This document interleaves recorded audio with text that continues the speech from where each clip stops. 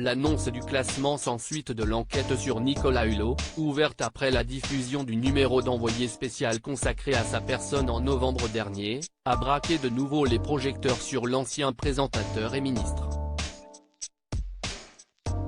Âgé de 67 ans, celui qui était accusé de viol sur mineur a connu une descente aux enfers au point de se retirer de la vie publique en 2021.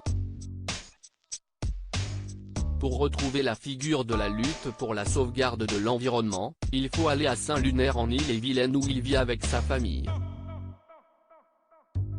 Une existence menée désormais dans la plus grande discrétion. Le Parisien a tenté d'aller à sa rencontre. La justice a tranché sur son sort, estimant qu'il y a prescription, sans que pour autant faire disparaître les accusations. Une source proche de l'enquête résume ainsi les choses: on sent bien qu'il y a eu quelque chose, mais si est-il impossible à prouver. Après avoir été entendu par la brigade de protection des mineurs, quelques semaines après l'audition de Sylvia, sa principale accusatrice qui était mineure, 16 ans, lorsqu'elle aurait subi son agression sexuelle, il a repris le cours normal de sa vie. Pas tout à fait normal puisqu'il vit désormais presque incognito en Bretagne, aux dernières nouvelles avec sa femme Florence Lasserre et leur fils. Nicolas Hulot a mis un coup d'arrêt total à sa carrière. Plus de fondation, plus de politique, plus d'intervention médiatique, il ne veut plus exercer et personne ne veut être embarrassé par sa présence.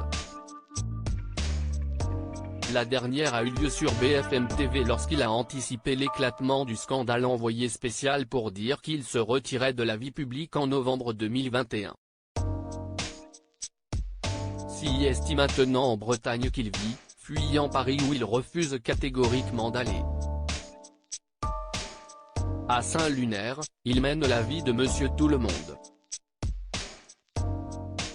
Fête de sport nautique, de moments en famille et de balades au grand air, écrit Le Parisien.